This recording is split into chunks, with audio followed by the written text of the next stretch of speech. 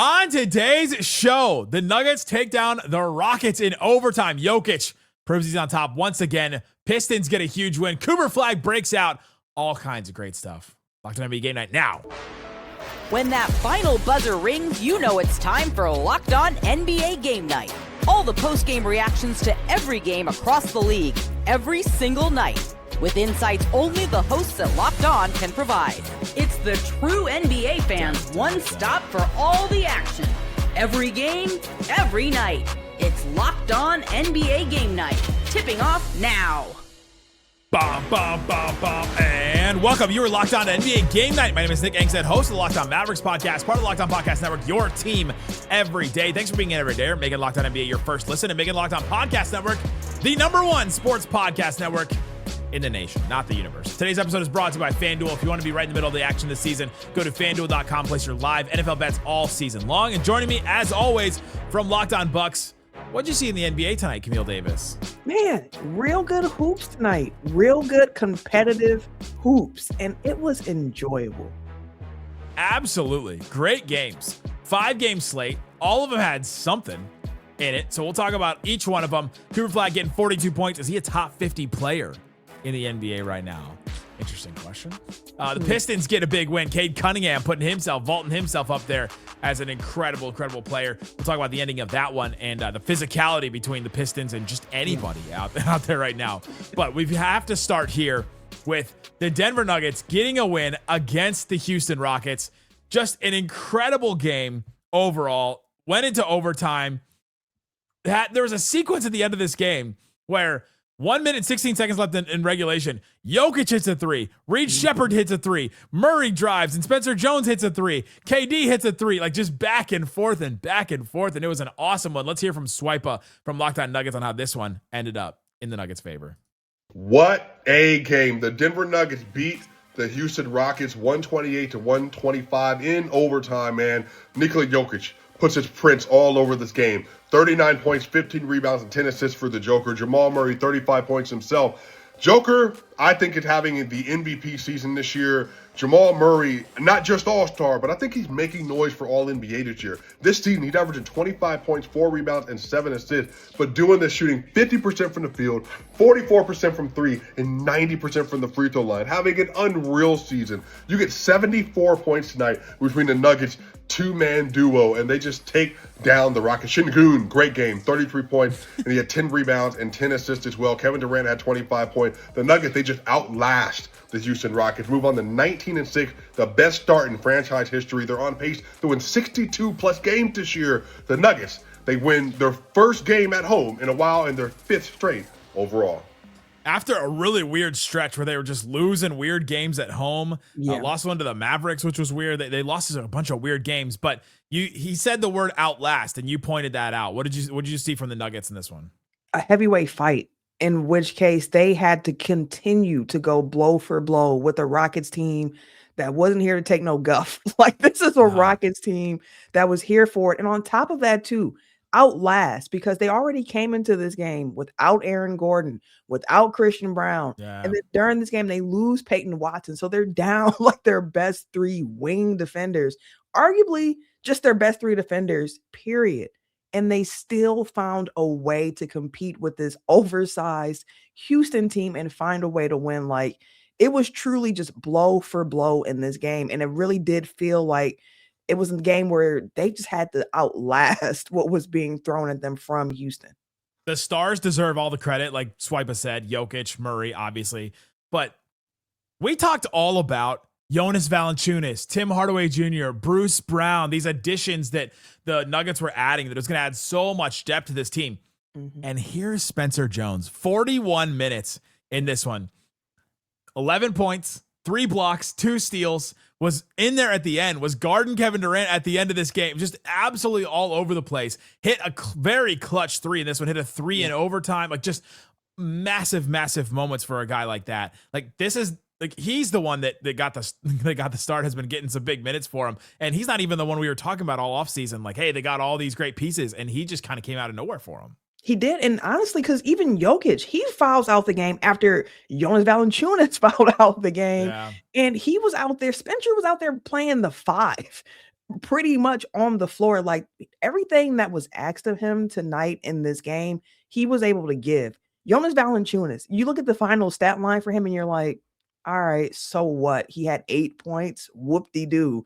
But like he got 6 of those points, I believe it was in that second quarter run there where it kind of felt like Houston was starting to build some momentum. And here comes Jonas Valanciunas like, nope, I got a bucket. I got a bucket. And each of those buckets were so timely. So again, they got a lot of contributions, of course, from the stars, but the role players all stepped in and played their role. Okay, quick version of Count It Up. We count the most interesting, fun things in the NBA. Swipa said Jamal Murray, all NBA type season. Count it up. Are you buying it? Yeah, I am. I am. The thing with Jamal Murray, right? It's like he normally finishes season strong. It's like the final stats always end up looking good, but he has these slow starts and it kind of brings down those numbers. There was no slow start for Jamal Murray this year. And when you look at his numbers, they're career highs in various stats. Like he's averaging a career high in points per game right now. He's shooting a career high from the field, 50% from the field right now. 50, 45, 90, just under 90. That's craziness. Like he's putting up career numbers. He is playing some really, really good basketball while averaging a career high in assists along the way. Like he's definitely making his case to be like, I'm having one of the best 15 seasons in the NBA right now. And then plus two with all the different injury, like the 65 game rules and all that stuff. There's going to be a lot of guys who miss it. So I really do think this could be Jamal Murray's year. Is this the year we finally get an all-star with Jokic? Like, isn't that the stat that he's never played? Like, he's never played with another all-star. Like, we may actually get that with Jamal Murray. He's playing that good. The Rockets fall in this one. I've got some things to say about the Rockets, but let's hear from our guy, Jackson Gatlin, Locked On Rockets, about what he thinks happened in this one. Western Conference elite, the Houston Rockets falling just short to the Denver Nuggets in overtime, 128-125. What's up? This is Jackson Gatlin, host of Locked On Rockets. This game felt like it had some playoff vibes to it, playoff intensity, a heavyweight bout between two of the best bigs in the association, 30-point triple-doubles for both Nikola Jokic and Alperen Sengun in this game, just going head-to-head, going right at each other. There was a point in this game where it felt like they were down at the park, just trading buckets back and forth late in the fourth quarter of this one. Every time the Nuggets felt like they were pulling away in this game, the Rockets had a response, clawing their way back into it, refusing to give up.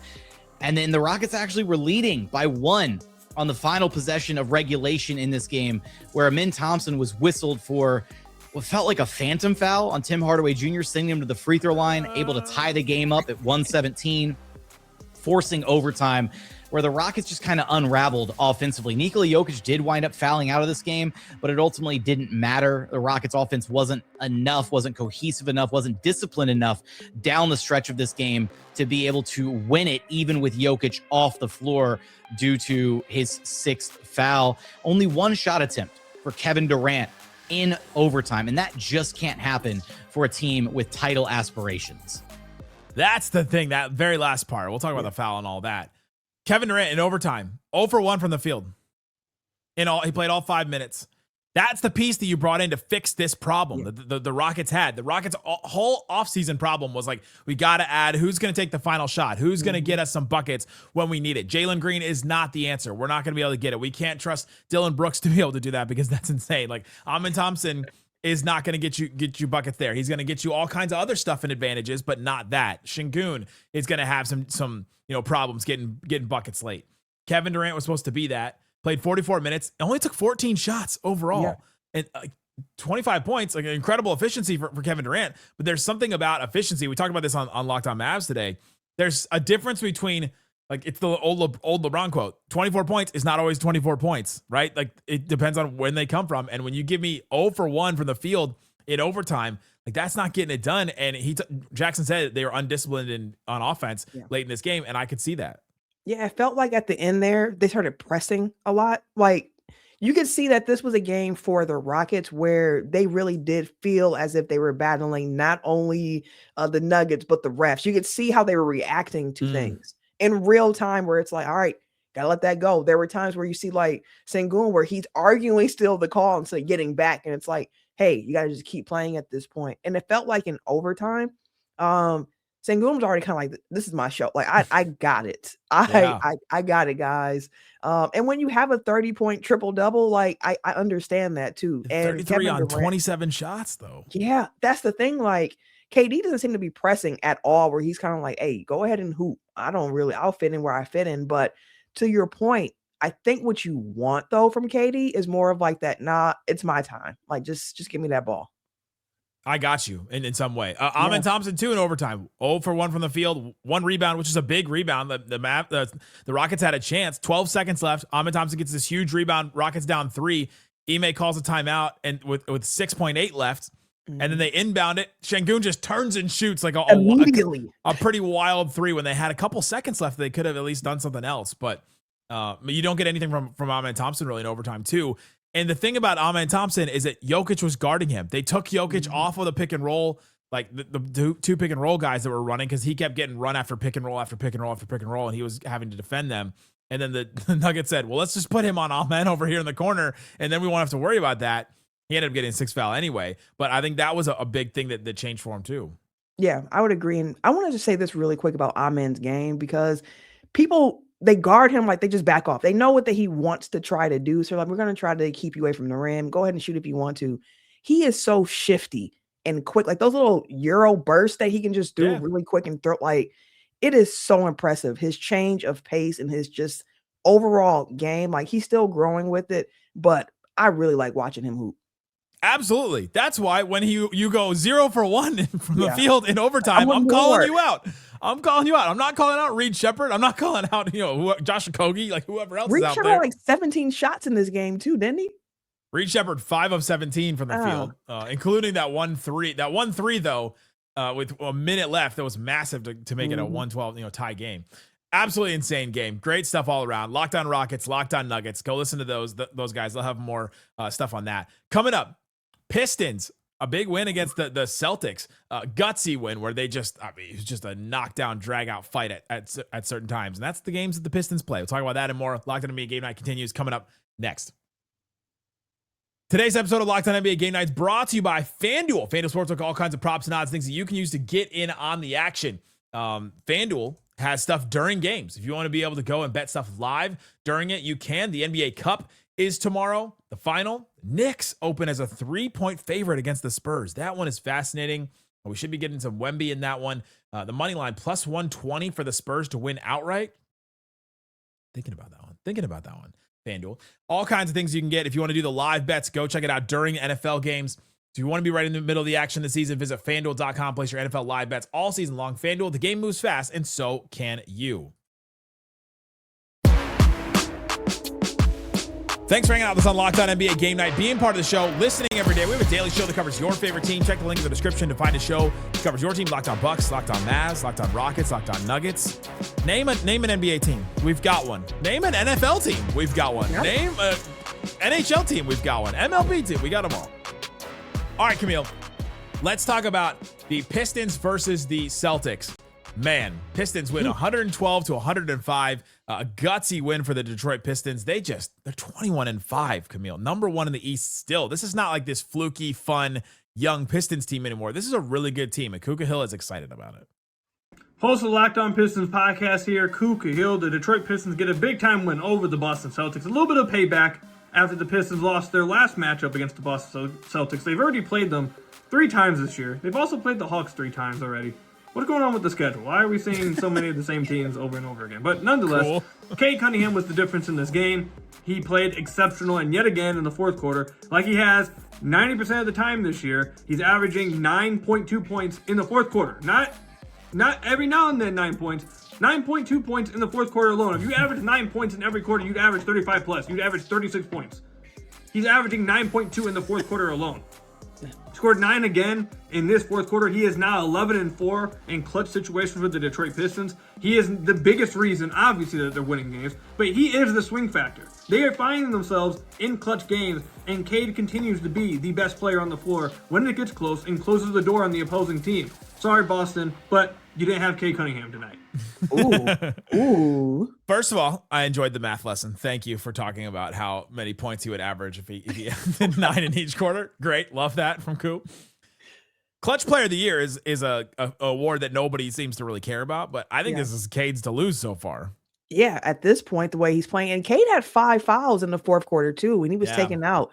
I think it was like 7-8 minutes left when he was taken out at that point. And it was like, okay, well, this can be kind of tricky for him down the stretch. He got back in the game and still closed with no fear. He didn't care that he had 5 fouls. He was pretty much just playing like, I'm going to play my game regardless. And if you're going to whistle, like if you're going to blow that whistle, I'm going to make you do it. And just offensively, the shots, like he just gets to his spots.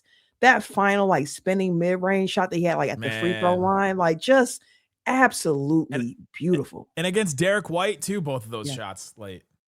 Yeah, like Cade is for real. He is for real. And he is the straw that stirs the drink for sure. Yes. But in this game, I thought that the bench for the Pistons was really big, especially in the second half. Like Javonte Green closed the game alongside Cade and company in this one. Like it was a full effort from Detroit to get this one off the ground.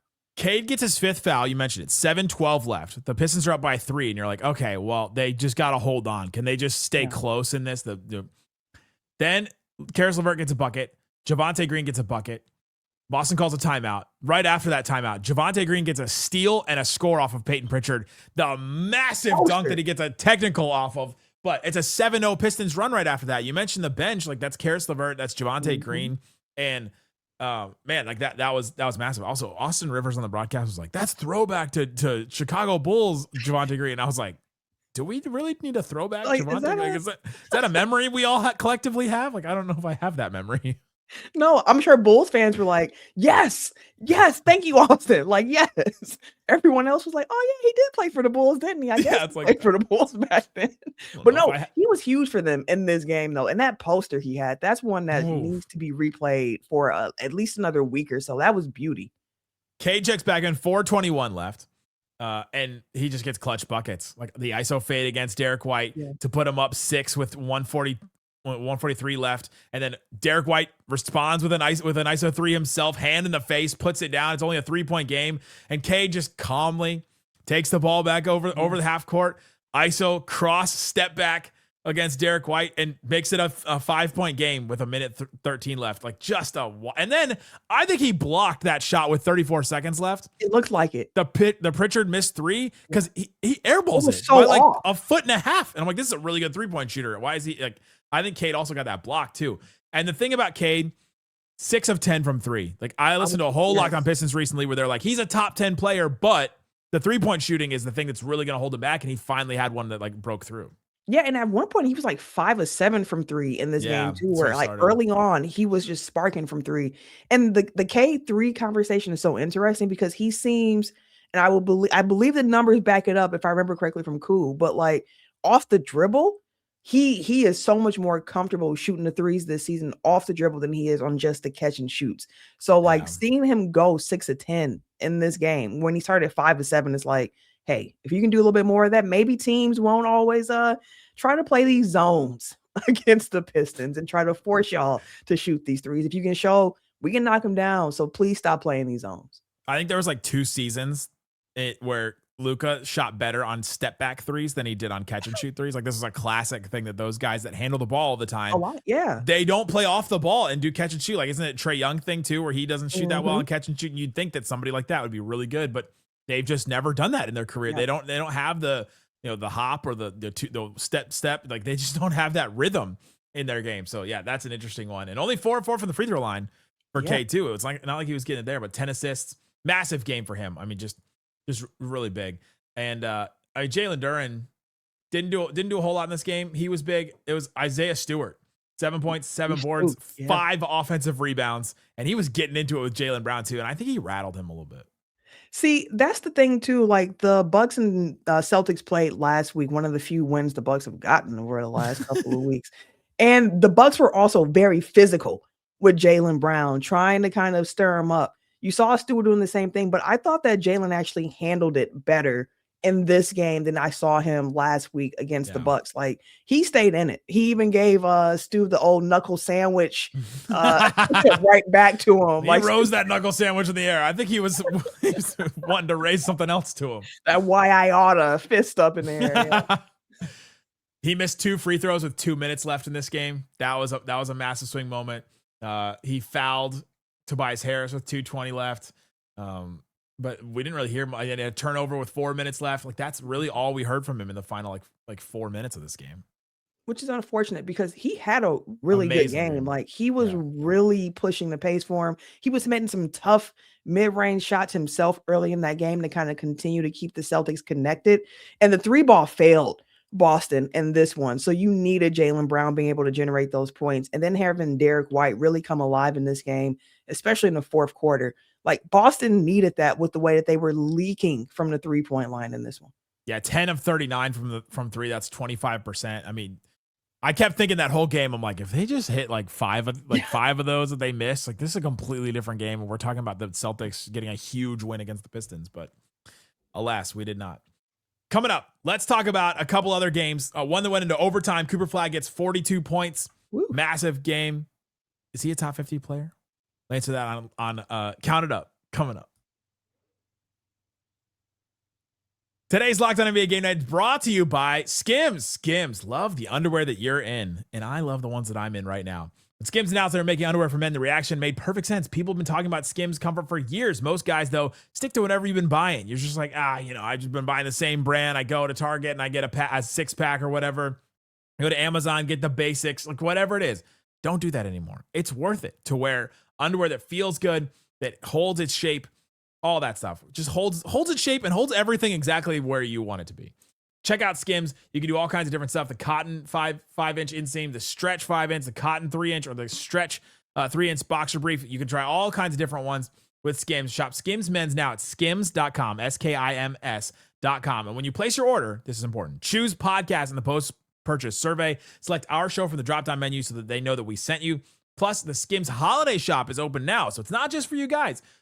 Check out the perfect gift for anybody. Skims has you covered with the holiday shop, skims.com.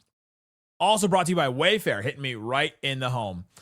Incredible stuff all the time. I buy from Wayfair all the time. I have stuff delivered. I have big furniture pieces get delivered straight to my house, and that is great too because I don't have to worry about if I can transport some of this stuff from a big box store or whatever. The holidays always show up faster than we expected. If you're still putting together gifts, last minute decor, and all that other stuff, check out Wayfair. It's truly your one stop for everything home with decor, furniture, kitchen essentials, and gifts for every style and every budget. Check it out at Wayfair. Get last minute hosting essentials, gifts for all your loved ones, and decor to celebrate the holidays still for way less. Head to wayfair.com right now. Shop all things home. Wayfair, WAYFAIR.com. Wayfair, every style, every home. Big chicken, baby. I think a lot. I'm very smart. Take that for that. Count it up. Count it up. Count it up. Count it up. Count it up. It's Count It Up. We're counting the most interesting, fun things in the NBA. 3 games left in this one. Perfect for us. Mavs lose the game. Yes. I don't particularly care about that part. Cooper Flagg gets 42 points, ties the franchise record held by who? 42 points. Mavs rookie record. 42 points. Who would you think? Your instinct goes to like a Dirk or maybe like someone like that, but I know it's not. It's he's getting his number retired pretty soon here. It's Mark. Mark Aguirre. I'll give you the mark.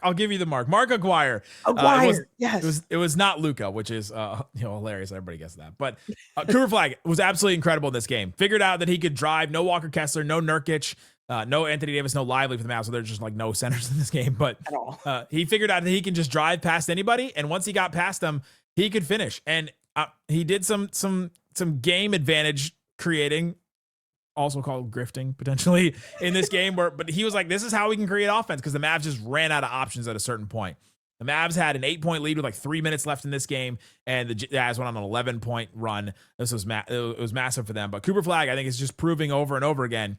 He is an effective NBA player. He's the youngest player in the NBA. He's still 18 years old. For 2 more games, I get to do all the stats about 18-year-olds and all that. The youngest player to ever score 40 points in a game. Massive for him. But Camille, you've been scoffing at me this whole time. Yeah, I have. Count it up. Is Cooper Flagg proving that he can be a top 50 player? Okay, now that question is different.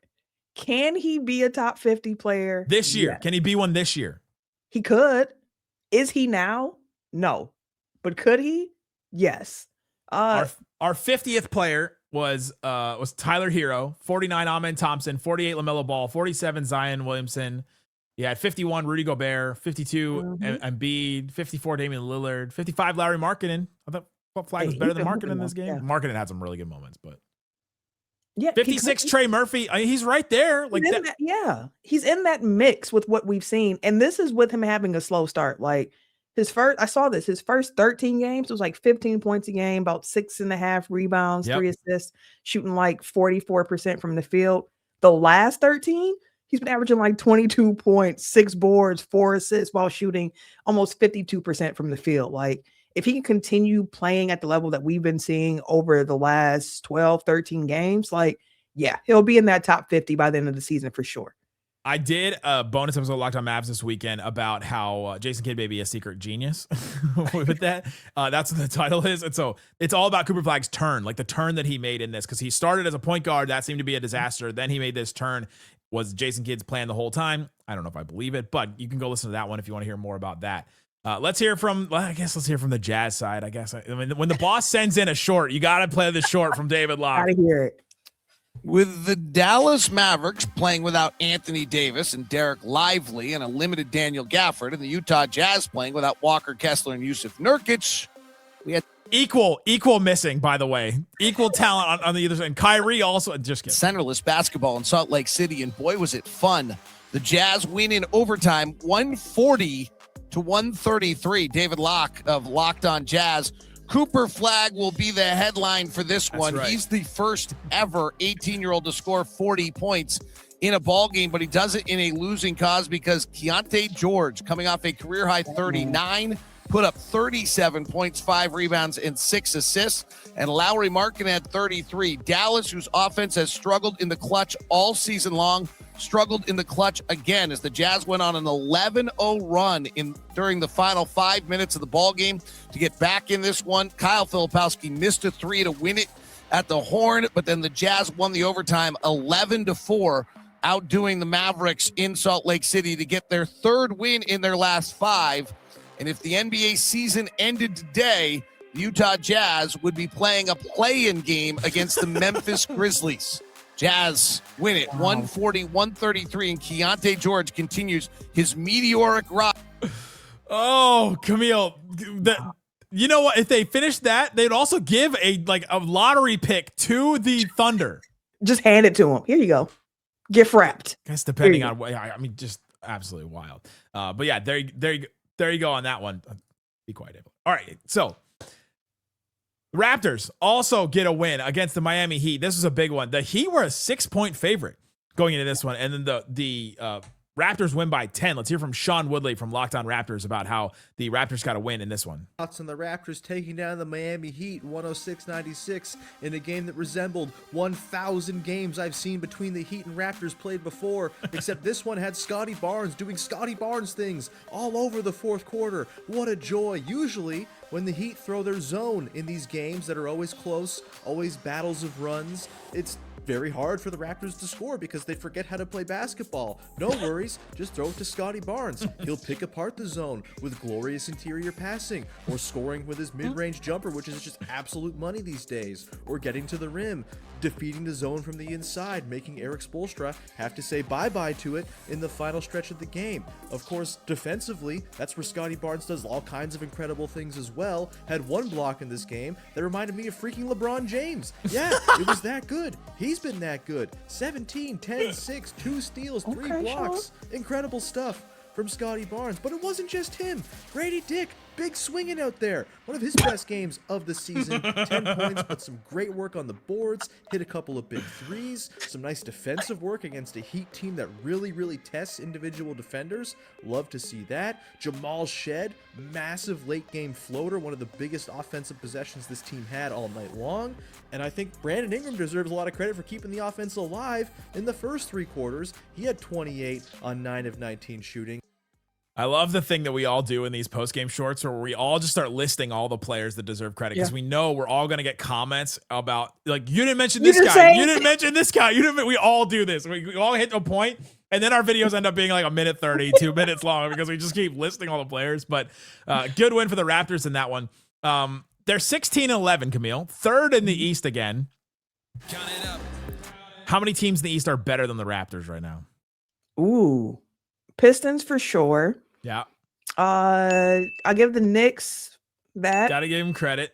They NBA Cup Finals. I mean, Knicks. Right. And then here's where it gets interesting because it's like, how much do you believe in some of these teams that are muddled there, right? Like, I think I would still say that Orlando is better than Toronto, even though the record doesn't show it right now. Oh, it's 15-11. They're not that far off. Cleveland has not played up to the standards of what we expected so far this season, but The Raptors have beat them like 3 times this season No, already. right? That's crazy. So, like, I can hear Raptor fans like, no way about to say that they're better. I'll say they're at least on par at this point. Like, Cleveland has to show us some more. So, I don't know what Cleveland is this year. Danny Cunningham seems to be still confident that the Cavs are better than the Raptors. We talked about it last week and got a lot of Raptors fans mad. But yeah, I don't know what. Like that's probably where you stop. You can look at Atlanta and be like, is Atlanta kind of in that Toronto tier? And I'll say they're close to it. But like that's about it. I would say that you're talking about at this point in the season. 3-9. Basically, these two teams, Raptors to Heat. 16-11 to 14-12. There's 3, 4, 5, 6, 7, 8, 9, 10. That's 8 teams hanging out in there. Yeah, and that is why the Bucks still have a shot. We're not talking about the Bucks today, but I'm talking about the Bucks right now because what a season it has been, Nick. When you get blown out by 45 to the Nets. Oh my gosh. But you're still somewhat in the race of things. That's the Eastern Conference for you. All summer, if you would have told both of us that our teams would be 11-16 and 10-17, we'd be like, "Oh my god, what happened? What happened? Like who got traded? Who's out for the season? Who got hurt? Not really anybody. Exum's out for the Lively's out for the team, but all right, last game. Grizzlies get a win against the Clippers, and DeMichael Cole feeling good about this one. Grizzlies coach Tuomas Isalo called it. He said the team had to do a better job of getting Jaren Jackson Jr. the ball against the Clippers after he watched the film of the last matchup against the Clippers. And they did just that. Jaren Jackson Jr. was a season high, 31 points. Cam Spencer poured in 27 as well. And the Grizzlies, for the third time this season, defeated the Clippers 121-103. I'm DeMichael Cole of Locked On Grizzlies. It was a strong performance for the Memphis Grizzlies in this game. Not everything went great. Ja Morant injured his left ankle towards the end of the game. We'll find out more what happened there. But overall, the bench was really good. 47 bench points from the Grizzlies. You got an encouraging performance from Vince Williams Jr. off the bench. Jock Landale with some good minutes as well. Jaren Jackson Jr., best game of the season. We'll see if he can continue that aggressiveness that he showed for 4 quarters in this matchup as the Grizzlies move on to the Minnesota Timberwolves in their next matchup. Camille, scale of 0 to 5, how confident are you that the Grizzlies can turn this season into something? Something. I'm just going to leave it at that. 2.5. 2.5. Just right in the middle. You're just a little bit lower than Actually, I was going to say that's below average because 3 would be in the middle of 0 to 5. Yeah, it's like they could, but like they feel so snake bitten with injuries. Like we still haven't seen their preferred starting 5 play a game so far this season. Like when Zach Edey and company came back, that's when Ja got hurt again. And it just doesn't seem like that synergy is there. Like there's still 2/3 of the season to go. But it's just been a weird year so far in Memphis. Weird year. I checked this game while we were prepping for all the other games. And I was doing Locked On Maps and live during the game. They were taking odds that Cam Spencer would hit 35 points during the game. And I was like, this is a weird thing right now that we're tracking. He had a really good game, hit 7 threes off the bench, but it has been a weird year, but they keep picking up these guys and they have this depth. I don't know. I think I don't know if they'll ever be healthy. I'm watching a team right now in the Mavericks that I just don't know if they'll ever be healthy either. And that's just one of those, you're just in a hamster wheel of guy comes back, other guy leaves, guy comes back, guy leaves. It's like just over tough. And over again. And it's hard. That's tough. You have guys have to play different roles and they got to readjust in other roles. Like it can be a lot, but I do want to say as we wrap this up, shout out to Cam Spencer for the game that he had today. Like he was 6 of 6 from 3 in his last game, finished it up 7 of 10 from 3 in this game. Over his last 2 games, Cam Spencer, 47 points, 15 of 19 from the field, 13 of 16 from 3. He has been on fire. Grizzlies found another one. Good for another them. one. Go check out Locked On Grizzlies, Locked On Raptors, Locked On Mavs, Locked On Jazz, I guess. All kinds of great things. Thanks so much for listening to Locked On NBA Game Night.